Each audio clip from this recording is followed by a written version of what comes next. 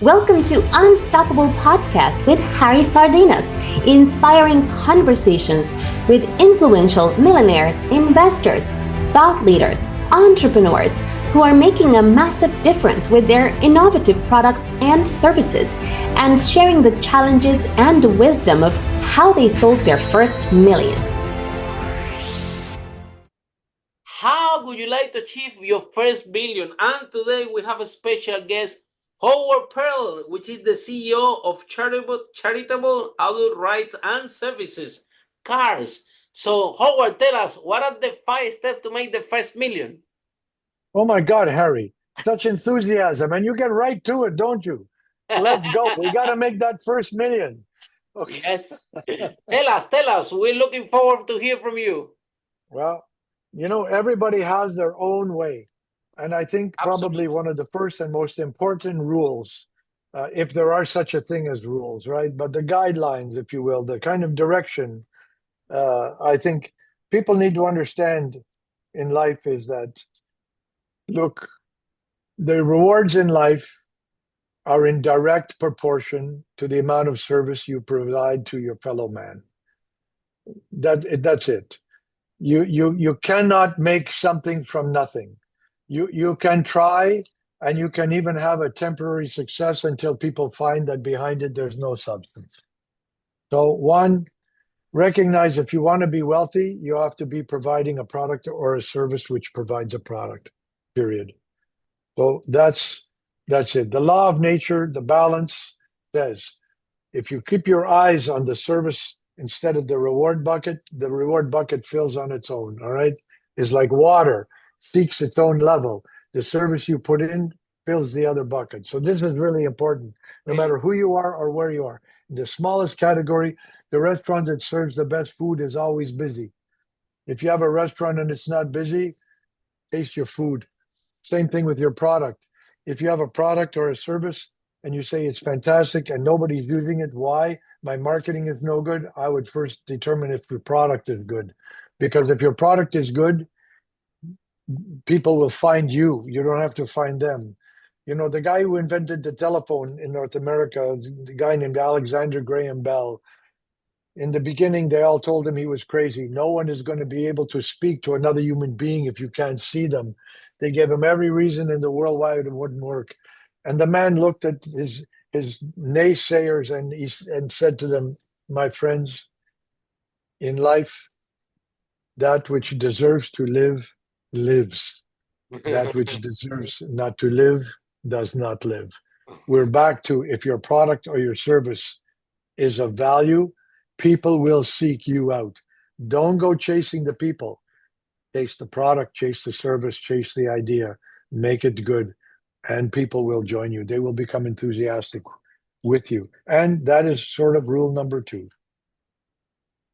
Be enthusiastic. And there's many ways to be enthusiastic, but the beginning step is to believe in what you're doing. You have to understand that what you're doing is providing a genuine service, that you are providing to the people something that is of value, and they will exchange their money for your value. You continue to provide value, they'll continue to provide money. Eventually, the money piles up, and so does the reputation. And then you have to grow in order to meet the demand of more people. Enthusiasm, belief in your product, absolutely key, right? You must be able to define it, not just in your head, but in your heart. You have to be able to know what it is you're talking about. And I don't care whether you're providing, you are a knife sharpener, but you are the best knife sharpener. They're going to come from 2 blocks away to bring their knives. Okay, they will come from other cities, because the ones that invest in custom knives that are believing their knives are the most important thing to them. They are chefs, and they'll come to you no matter if you are the best. So absolutely, whether you can be the best, it doesn't matter. What matters is that you never stop trying to be the best. Consistent improvement, consistent research into making your product better instead of wider is also really key and very, very, I think, important. Clear, consistent, and simple communication with your business partners, with your suppliers, who, by the way, are more important than your customers. All right. You need to treat every single individual that you run into, with respect. Because people understand the respect that you give to people is the respect you have for yourself. If you treat people like they are just ATM machines for you, they're just bank machines for you, right? Then they will sense that your objective is to get their money, not to provide again back to the service and the belief in the service. So you really have to make sure that you are focused again on the right process, which is respecting your people, respecting yourself, and providing a service. And it may take you an extra week or month or year to get there. But if you believe in what you're doing, and if you can prove the value and you can sustain, then you will have victory. Look at people in lives. There's so many stories of people who, they were school teachers, or they were mechanics, or they were, had jobs in the government or administrative jobs. They were bankers, whatever. And they didn't really start their entrepreneurial journey until they were 40 or 50 years of age. And all of a sudden they became uber wealthy because of something that they stumbled across later in life. And things change. Jeff Bezos, wasn't wealthy and didn't have, Amazon before there was an internet. So things changed. The internet came along and the opportunity came. And then what came again? COVID, which is a horrible thing, but created another opportunity for that to double and triple again. So always be on the lookout for what is happening in the world around you and in your community. In other words, okay, rule number 3, curiosity. You must always be curious about what is going on in your space around the product or service that you do. Who is doing the same thing? Who is doing something similar? Who is coming from behind with something that may affect what is happening in global politics, regional politics, that may change the need for my product? Or if I have this and I alter it a little bit because of this is coming, I can have this market and this market. And it's totally different. Pardon me, I have a perfect example. I am mentoring a young man who has created a product with all this writing on the backboard. There are the things we're figuring out for him. He has an incredible market to provide a safety product for young people who are using rideshare, Lyft, Uber, and all these things, right? And there's a lot of problems, a lot of assaults, a lot of challenges with these. So they were looking for some secure product, and he came up with a brilliant idea.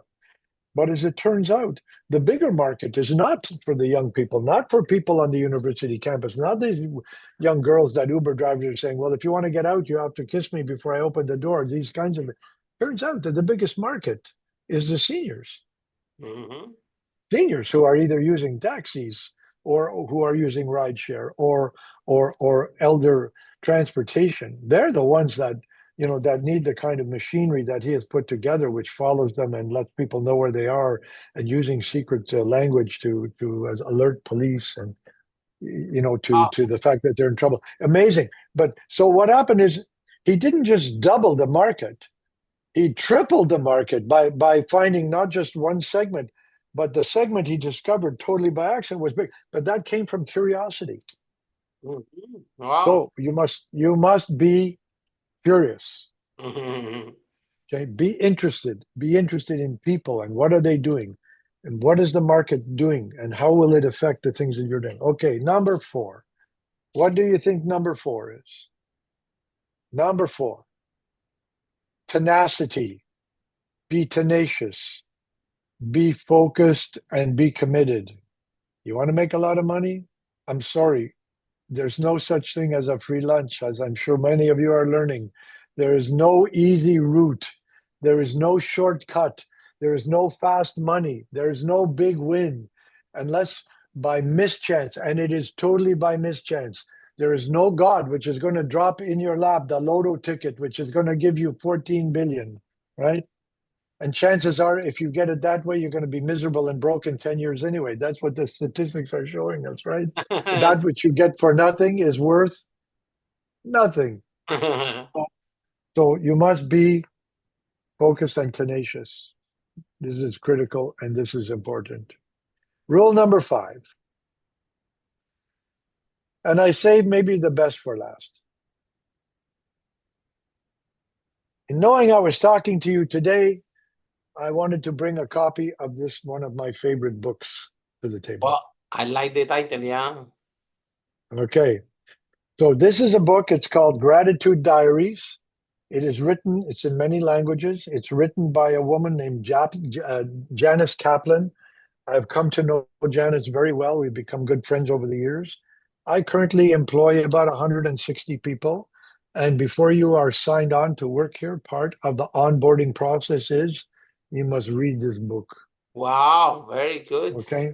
It's a simple read, it's an easy read. It has saved marriages, it has changed lives, and it gives you a much happier perspective on your life.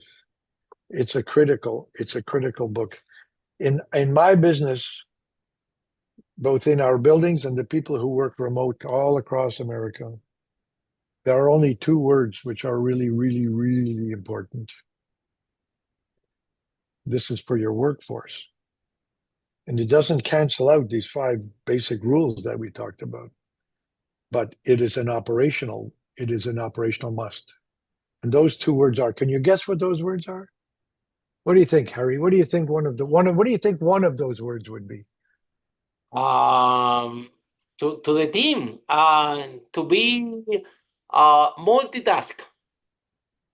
Okay, well, this is an operational perspective, and certainly multitasking is important. But the two words that are most important to me for the people that work with me are one in this order: gratitude, and Uh-huh. the second is margin.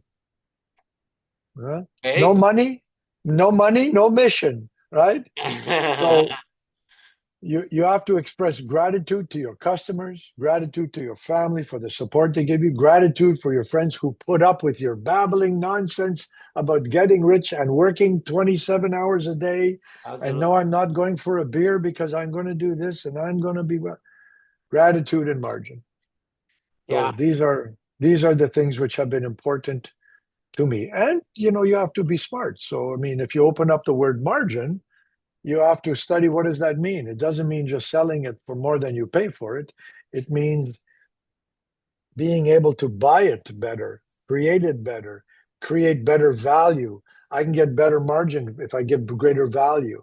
And so we're back to the beginning, right? Where we talk about, ethics and focus and value and so on.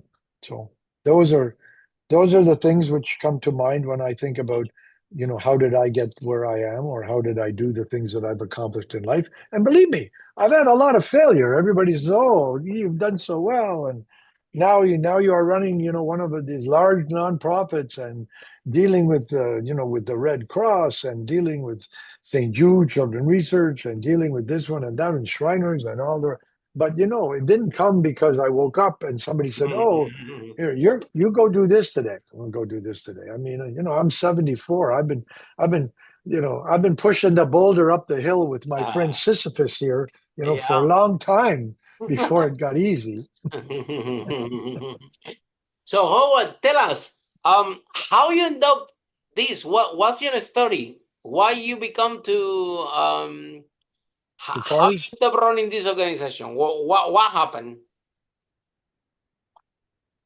Oh, Why do you decide to be the captain of their own boat? There is any captain of their own boat in your family? Do you have any friend? Any book you read? When you decided that you're gonna be the captain of your own boat, and who was your role model, if it was one? well, there are several. There are a couple of funny stories here, I think, really. I don't think there's any one answer to that question, really. First off, I will say that my father was in business himself for 42 years. Oh wow! Was not a big business. Was basically a family business. He had a commercial laundry. He did the laundry and linen for restaurants and hospitals and hotels and so on. So it was a good business. I mean, Oh, they so were two you're partners. listening this word margin since you are a kid, right? Well, I didn't know any better. I knew some people worked, some people had their own, but he went to work. I didn't realize when I was younger that he had to make a payroll, that he had to have people, he had to do this. But we talked about being creative and being curious. So here's an example of something my father did, which inspires me all the time, and it's only part of the story. But Wow. in their business, they needed a lot of hot water because they usually, they're running Absolutely. big Yeah, machines with the the electric. size Yeah, of yeah. this room, washing machines the size of this room, right? They're washing 500 sheets at a time, and they have to anyway. And Wow. so they had big boilers that we used to heat the water, but it did the boiler did two functions. One, it created steam, and they used the steam to run the presses, and the big roller machines that the sheets would go through to come out what they Oh, called that it a was a flat big iron, boiler right? then, yeah? Yeah, A yeah, massive boiler, big one, yeah? yeah. Well, they had two big boilers, right? So the water for washing, but the steam coming from it also ran the presses. So again, it wasn't a big business, but well, actually, it was okay. We owned our home and we had a small summer home and so on. So it was a good business, but they were having trouble. Uh, they have to have an engineer there to run these boilers, and to have an engineer there, you have to find someone who's been through the apprentice program and did their tests, certified by the state or provincial government, and so on. Right? It's a dangerous machine. These boilers, they can blow up. They were run on gas, so they were having trouble to find uh, an engineer that would stay and work because it was a very hot environment, and so people didn't always want to stay. So generally, what they would have is people would have an engineer, and then they would have an apprentice, and the apprentice would, do the work, and the engineer would make sure. Okay. My father comes home one day and he says, "I've had it. I can't find an engineer. It's getting crazy out." And he said, "That's it. I am going to become a stationary engineer. I'm going to get I'm going to be certified the and get engineer a myself, yeah? license to become a steam boiler engineer." Now, with all due respect, my father's at this point he's a middle-aged, white guy from Eastern Europe who Wow. emigrated to North America. English was his fifth language. Um, Oh, really? yeah, so he was 9 when he arrived in North America. Anyway, he went back to school. He wrote the exams. He got his license, his certificate to be a stationary engineer, and then he Wow. would hire a series of kids, young people doing their apprenticeship. So they would apprentice under him, and so he didn't do anything with the boiler. He would just say, "Well, you have to do this, do that, whatever," and they would do it. So they solved their problem because they couldn't run legally without having an engineer on the premise. So these kinds of curiosities and innovations and tenacity, focus and stay no obstacle. You overcome. I Wow, think but this this was is a a great lesson. mindset, you see, and we don't. So in today's, sometimes we see the founders and the CEO. Oh, I don't want to do this job. I don't want to do this. Somebody else should do it. I'm specialized in this, and they don't realize that sometimes you have to do whatever it takes to save your business. And let me tell you, I got a degree in chemical engineering, so to get a certification for the boilers is they got some mathematical equation that not easy. Yeah. It's not an easy No, any it's not, especially when certification. it's not your Oh, language, your mother tongue. So exactly. But yeah, you have to, you see, they have your father have a huge motivation. He had to put a plate with food for you guys, and definitely that's he doesn't want to work for somebody else. Yeah. So, yeah, that's there's so no there's no question. So yeah, I, yeah. Well, so I think great story and great role model. So I bet. So when you said to when your dad find out you're gonna have your business, I bet that he was happy, or not, or he was worried. I said, no, I don't want you to have a hard life like me. Why you don't better go to school, go to university, get a job, for you to have a better life. So what happened? Or he was happy that you're gonna be in business also. I think my father was probably happy, but I didn't go into business for myself because I wanted to. Yeah, you went by accident, like all of us. Well, Harry, the truth is, I guess it is accidental, but the truth is, I had some good jobs, but I am what they call unemployable, Me too. because Me too. I Welcome to am, the club. yeah, I am too independent, and I do things in a way that work, but they may not be the way the guy who's paying you wants you to do it. Absolutely. And if he can't explain why his way is a better way other than it's his way, I can't have a respect for this guy. So how can I work for a guy I can't respect? So I either have to be the chief executive or I have to own it. So I've built a couple. I've had a few public exits, and in between, I've worked for other people. I've done some temporary work, like a CEO that goes away to have a, heart stint, put not a stint, but a replacement valve or something, and this is hard work. You're going into a public company, so you have to have the credential. But in addition to that, you have to be smart enough to recognize you're not there for your vision. You're there for their vision. So even if you think their vision is not as smart, maybe the tough job is supporting his vision, even if you agree or disagree, right? So that's the job. So that's being a professional agreeer, I think, to some degree. But Of I learned a lot from those. I learned a lot from other people's course. mistakes, and from my own mistakes, of course, we learn. So I ended up being more self-employed even when I was working for other people, because it's in our nature to Yeah, lead. yeah. Even if we're wrong, even if we take a hit, doesn't matter. I would rather do it my way and fail and learn something from it than do it somebody else's way that I cannot believe in.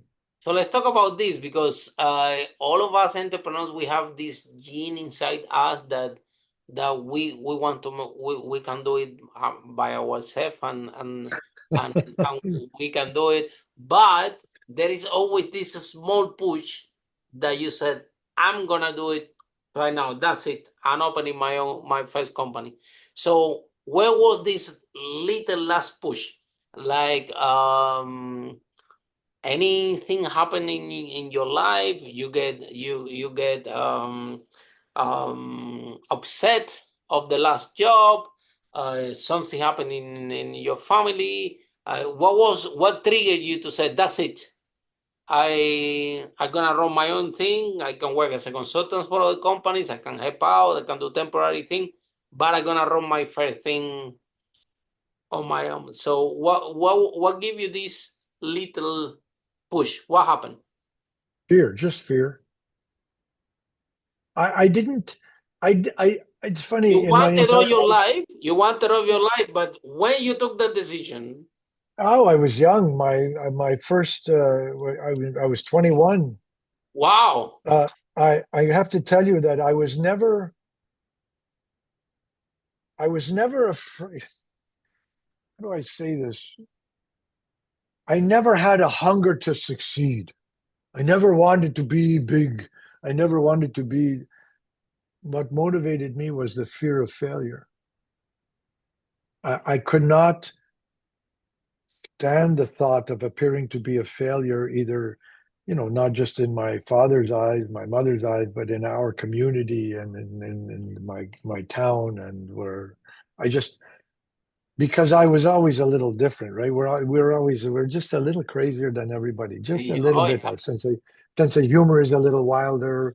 But We we this is a we problem think, because entrepreneurship is actually failure until you develop yes, the skill. I always said, the to become an entrepreneur is not like is everybody can be an entrepreneur. It's like swimming or driving a car. The more you practice, the better you become. And for you to practicing, you have to fail and exactly same like you were young, your dad was an entrepreneur and you know that he's running a business, but you didn't know that he had to deal with payroll, he had to deal with this, he had to deal with accounts, he had to deal.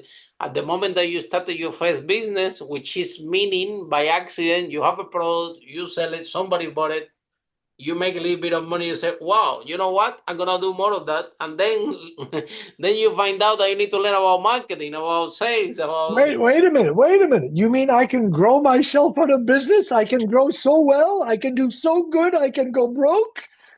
Wait, this doesn't make sense to me, right? That's the big lesson, right? yeah, That's yeah, yeah. that's the big. And the next big lesson coming to entrepreneurs is when you grow your business to the point where you say, "Oh my God, I cannot run this from my gut anymore.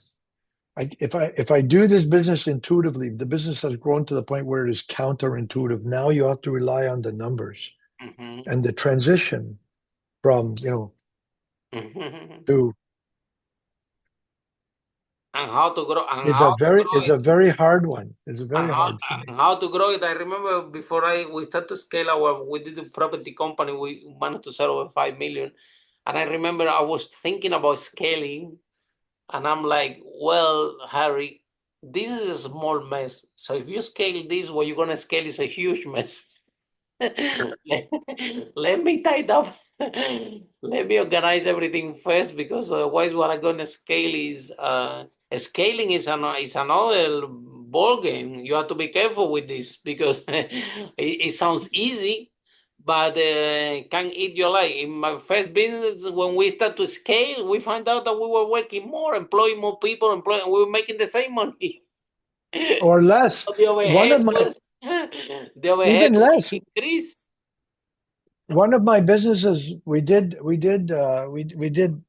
it was a vertical marketing service organization, and we had some very good clients. And in the first year, we did about 10.2 million dollars across the top. Was very good. And I took home about 1,200,000 at the time I was living in Canada, was 202 million Canadian dollars. And this is like, oh wow, Amazing. let's do more. Yeah. Oh Okay. yeah. Sound like let's go for it with everything we got. So we did more. We did so much more that we made about 560,000. I remember these numbers very clearly. I made less. I did more and did less. Why? Because we were doing more. We had made more mistakes. We were going too fast. We weren't watching our blah, right? Absolutely. So scaling, you have to do, I like to compare, I try to tell my employees, that if you take let me, I'm going to do a little example here, just a minute. If I have to make a square here, just a moment. I like to compare it. Take your time, because I've been there, done it, suffered it, have the pain. So this is everybody listen this broadcast. Pay attention, because what Howard is sharing with you is something that is priceless. And when you're there, you will be listening this podcast, and you will say, well, why Harry left Howard to draw this and to give this attention? And you will see that this can save a lot, because I've been there. Oh my God, that was tough. Was to the point frustrated. Like we end up working more. I end up working more, running a big operation with a lot of work, and we actually were making the same thing. It was crazy. Yeah, twice the work and sometimes the same or less money. So if you look at your business, your business is really divided into four areas, right? Your product development, your sales, and your distribution and your marketing, right? Which are all very different. All right. So if you start off, and your business is a square, and you say, okay, I'm going to explode this business. I'm going to grow. I want to double the size of my business, right? Well, I'm doing here, doing here, doing here, doing here. So I thought to myself after my first experience, wait a minute, what do I have to do first? Well, first I have to find out that there is a product, the market is big enough for my product, right? So I have to do I have to do my marketing, right? Like, so now I've expanded my business only 25%. So I put some money in, but I can see where this marketing is going to be okay for me. All right. So next, I have to expand. If it's a physical product, my physical distribution. How am I going to get more from my suppliers? Where and how am I going to inventory it? What's the least expensive way to do that? But so I need to have my physical distribution all set up, right?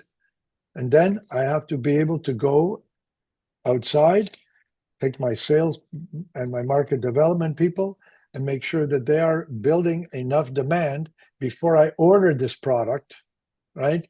That I have the demand. My sales guys, so now I'm 3/4 of the way there. And Raise the only paper, then. Howard, so we can see it. Oh, sorry. Okay. It's Yeah, looking I'm there sorry. very Okay. good. Well, it's just a scrap paper. I was drawing doodles, but We got it. then We get it. now you expanded 3/4 of the way. Okay. And then the fourth is you actually make the investment because you have, you have your finance, you have your marketing, you have your physical distribution and so on. And then you go into the market with your advertising or whatever it is. So now I've doubled my business, but Absolutely. but I doubled it by taking the good things from the first, from the small business, and it gave me an opportunity to get rid of the bad. So instead of rushing, maybe I take 2 years to get where I want to go, or 3 years to go, but I get there in a very secure way. And Absolutely. this is And this usually is the the way second or of doing third it. business is like this. Yeah. This is the way of doing it, Howard. I love this analogy.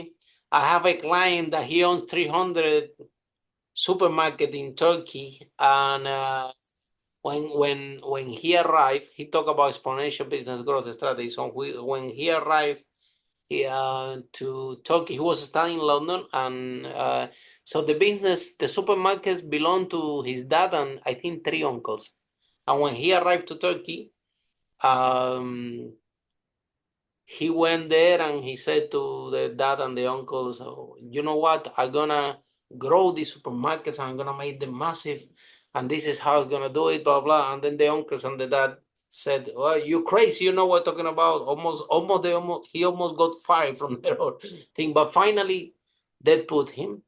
And because nobody believed in him, because he was very young coming from London, right?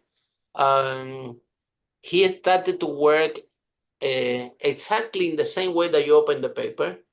He said, okay, fine. My dad and my uncle want me to be a CEO of this thing. There were maybe 3 or 4 supermarkets. So he was 6 months and working the accounts. After he was 6 months and working marketing, 6 months working with the suppliers.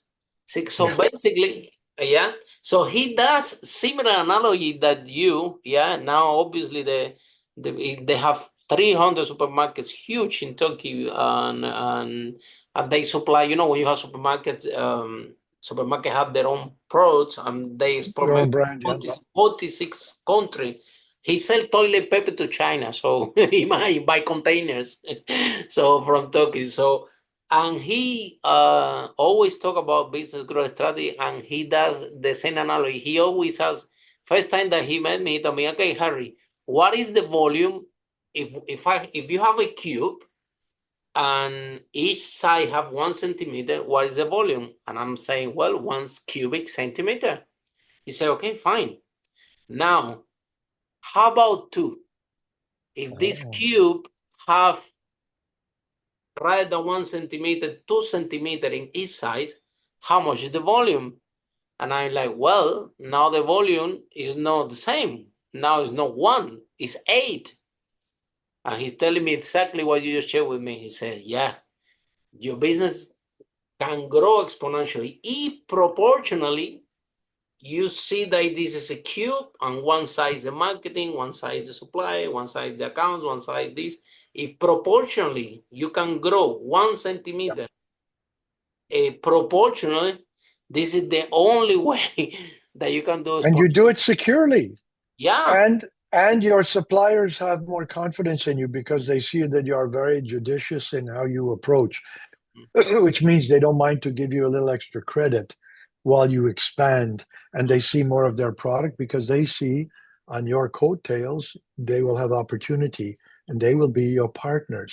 Mhm. And this, of course, is the next big evolution. And then it becomes exponential, and then all of a sudden, instead of being rich, now you are wealthy.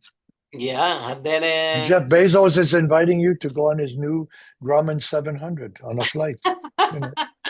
and then I think that but in order to learn that, I think failing a little bit in the growing would be helpful, because otherwise people understand the concept. Because otherwise, forward people seeing you with this paper, and they're like, "Well, I'm gonna expand my business another way." Well, you do it another way. When you fail, revisit this podcast. Now you know Yeah. what we were explaining Yeah. this to you guys. Well, and every entrepreneur will go through that. Everyone will say, "Yeah, but I'm different. I know better." Okay, it's like a child, right? You, Yeah. yeah, it's hot. Don't go near it. Nobody's looking. Oh, it is hot. Yeah, Okay. that's Howard, the nature of now the now human. that you touch this point, I want to ask you a direct question. What is the message that you have for entrepreneurs out there, that you go there, you want to help them to grow the business, like this guy that went to see you guys, and all of a sudden you guys open 2, 3 markets for the how amazing is that? Yeah.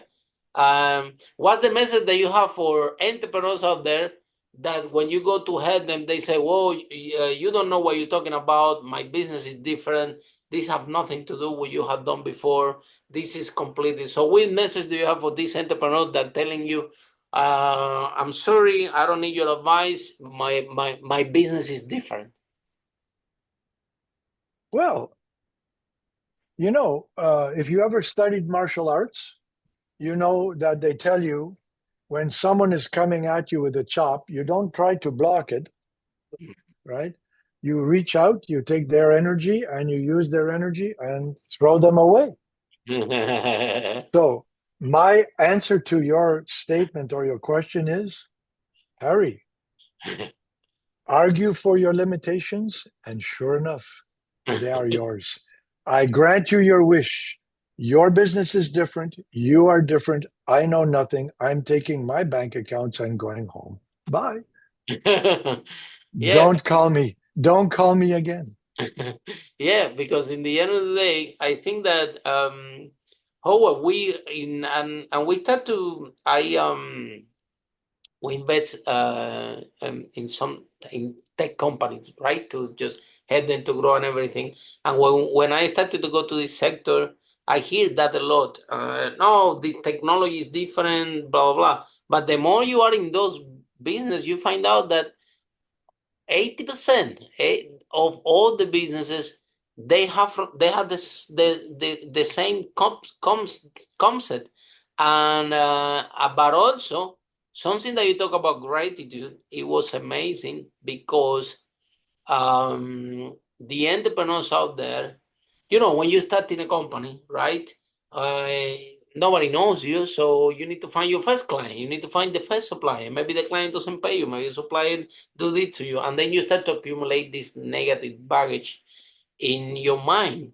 And if the entrepreneur don't manage to work on themselves, to have gratitude, to let all this negative baggage go, then this bad energy is gonna go to your company. It's going to be seen by your employees. It's gonna to be seen by your suppliers. It's gonna be to your client. So when you find out, Howard, in your life, that you decided, you know what, I have to work on myself. I have to, and maybe that's why you end up meeting the author of this amazing book that you share with us. So when do you have this call that you say, okay, because in the end of the day, we are responsible for everything. It seems that we are not superheroes. We're human beings like everybody else. And I remember this my first business. We only have 177 clients. They all want to talk to me, and I'm sitting in my bed saying, "These people are gonna kill me. I'm only one person. If they all want to talk to me, and these people are gonna kill me. See, I can't handle it. There are too many." So you have to. So when do you have this realization that you do have to work on your mindset, that you have to work on yourself? I find you with a lot of positive energy. You have very good energy. You're smiling even before we are start to record it, and so that means that you're a person that doesn't hang on to anything. You can let go easy and you embrace and you're grateful for what you have, which what I see is a lot of work because I can see a screen behind you full of full of writings. I mean, it's a lot of brainstorming going down back there. So so tell Yeah. us, what's the secret to be happy and as an entrepreneur, and how who told you about this gratitude thing? Who or why you decided to embrace it on the first place? I don't I don't know. Again, I don't know that there's a single answer, Harry. I think that I think a certain amount of that, what you're really talking about is peace, right? Mm-hmm, You're mm-hmm. talking about Be a at peace. comfort. Exactly. You're Absolutely. talking about, yeah, a sense of security, a sense of, I know I can do it. I think it's the same with with a fighter who steps into the ring, who steps in knowing that he has the skills to win. Um, and I think after you've had, trial and error, success and failure, failure and failure and success and failure and success. And look, let's be serious, right?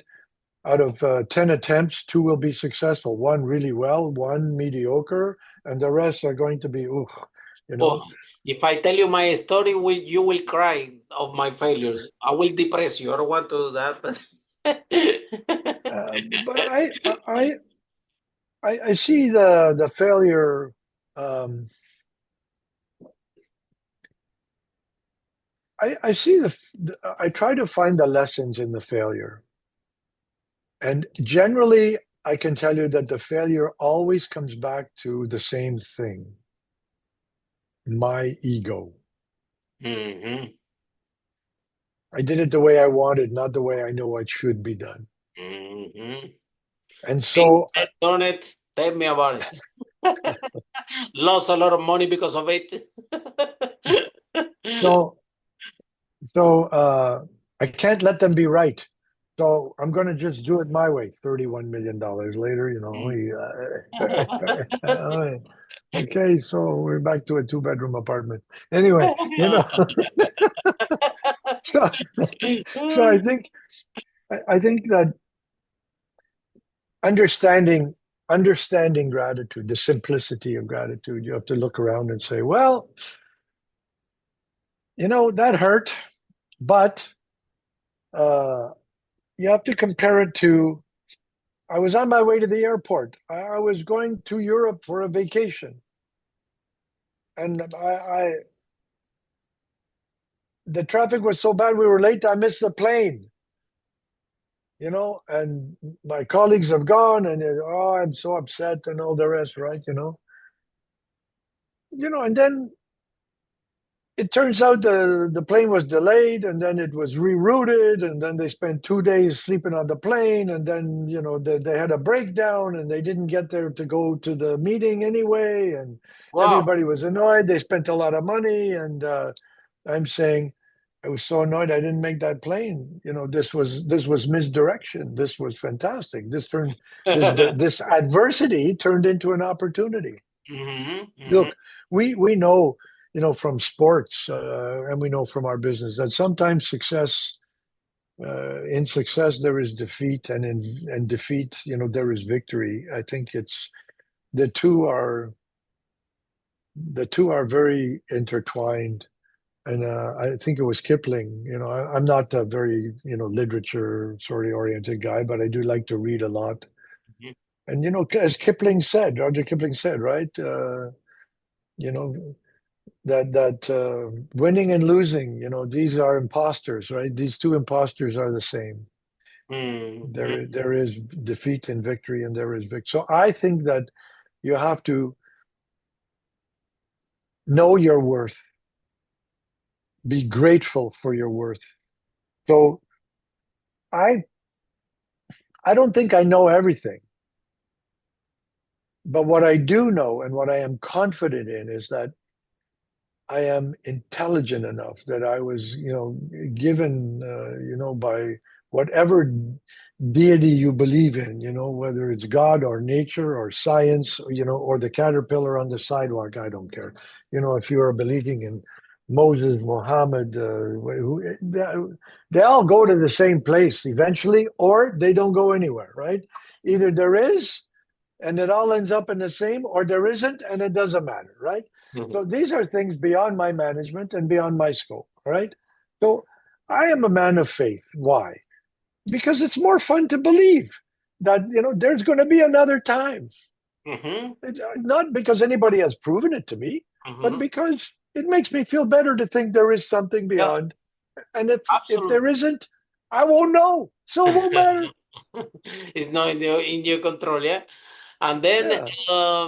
but Howard, the thing is that, and I'm glad that you shared this with us because it's how we embrace failure. And I think entrepreneurs, we always, when we have these failures, we always come back in a different form. That's why you see multimillionaires, they loss of the money and they come back again. We always come back in a different form, in a more sophisticated form than we were before, because Exactly. the lessons are learned, and especially when you lose money, me, I learn a lot, especially when I lose money. This is where I learn a lot. Yeah. And but some Now, nobody said education was cheap, Harry. yeah, well, but we have other entrepreneurs out there that they are stuck, and and it's unfair because we want all the entrepreneurs to, we believe that they deserve the best. They deserve a wonderful life.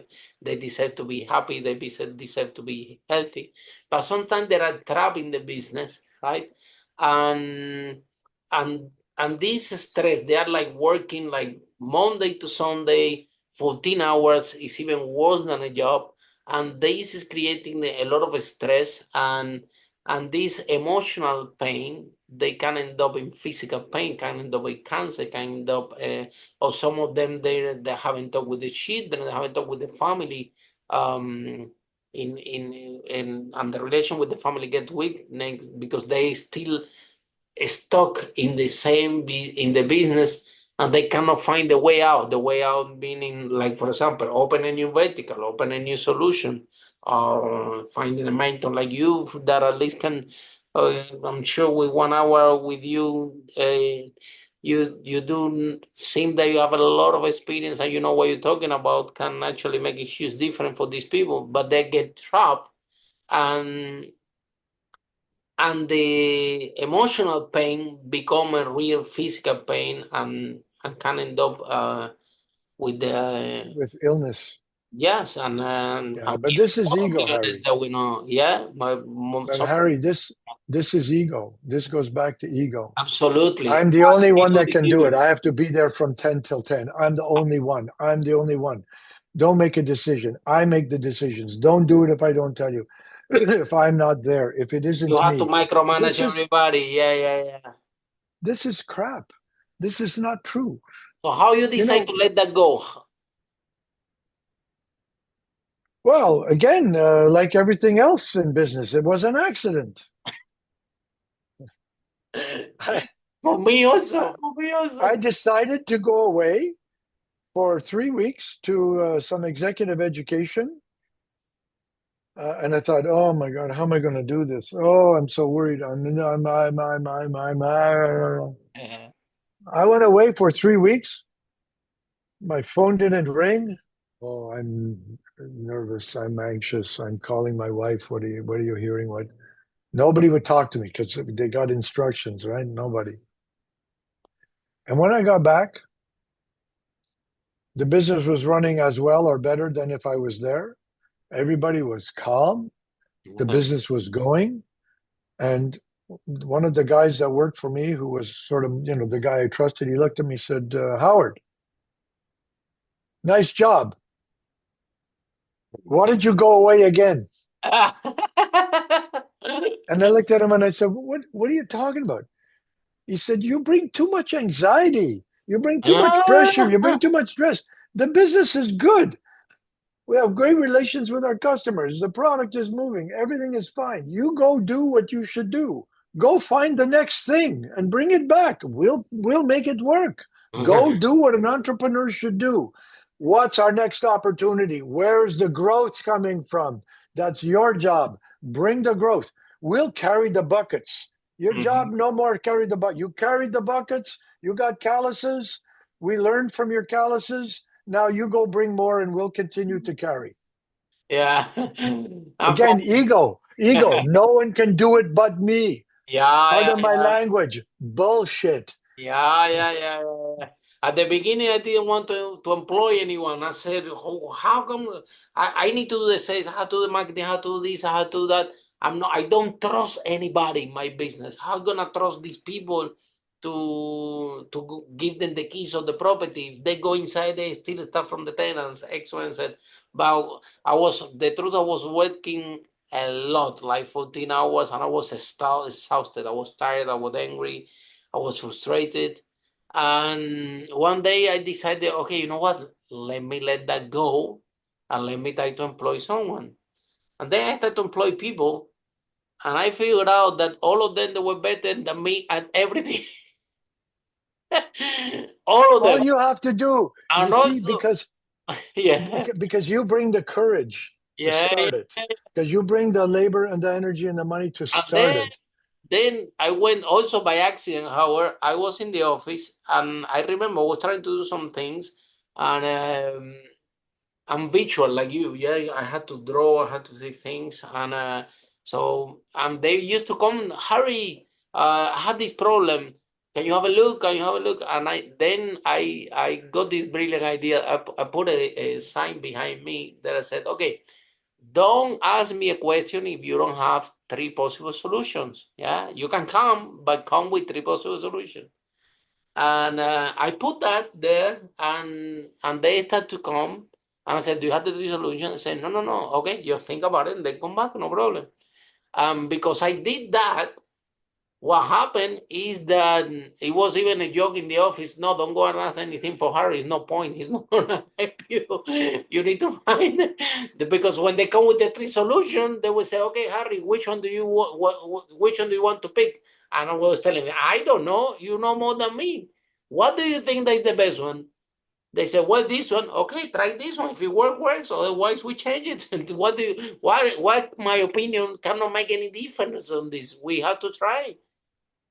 Something very simple, something very similar to me. And I have, you'll forgive me, I have about 7 minutes. I have something at the top of the hour, but something very similar. I was sitting around the table with a bunch of new people, a business I took over. I was in fact in this business here 9 years ago. I was brand new into the building. The old guy was, taken away, and everybody's saying, well, because he made every decision. Nobody could make a decision, right? So, well, can we do this? Well, can we do that? Can we do this? Should we do this? Should we do that? Should we? And I say, one time I'm saying, this is the second time I'm meeting them. Okay, only the second hour I've seen any of them. And I look around and I said, why are you asking me? You are managers, manage. So from now on, this is what's going to happen. There are three categories of decision which need to be made in this building: big ones, middle ones, and ones that don't matter at all. Every time you come to me for advice, I'll give you an opinion. Every time you come to me and expect a decision, I'm going to bill you $3,500 for the big decisions, right? $350 for the little decisions. You get these small ones, you get two for free, right? So they came, they asked, I said, what are you looking for? And I took, in the first 2 months, I took money from their paycheck. I didn't keep it, but I took money from their paycheck. They got their paycheck, $7,000 is gone. They came for two decisions. After this, they don't come to me for decisions anymore. They come for a discussion, for an opinion, for a thought, because I am very clear. If you don't make a decision and the circumstances determine the outcome, good or bad, you are fired. If you make a decision and it's a bad decision, and we learn from it, and you don't make this decision again, we are good. Yeah, we leave to the other. Yeah. Yeah, like exactly when, like I said, with the, with the employees when they become proactive and when you give them ownership and you get a little bit of a space, they can do amazing things. I didn't know that. Like, They are smarter than us because they do it all absolutely, day. They do absolutely. it all day. I arrived one day to the office and said, Harry, go home. We don't need you. I'm like, what? Guys, you don't even need paper in the photocopy. They tell me, no, because we can get our own paper. Go home. We don't need you. Go home. Please, Why you please. coming here? I'm like, what? So, but again, happened by accident, but it is that's the whole point on the first place. So, Howard, this broadcast has been amazing. Thank you so much for the advice that you gave to our audience, the entrepreneurs, in terms of growth. Yeah, I think that that this is priceless what you share with us, and thank you so much for your time and in My this pleasure. podcast Unstoppable. And for all of you listeners, see you in the next episode of Unstoppable, how brave entrepreneurs like Howard made the first million and break that wall. Bye for now. Follow us for more interviews with world's most influential, audacious entrepreneurs that overcame challenges and adversity, providing you with the blueprint of how they sold their first million so you can grow your business exponentially.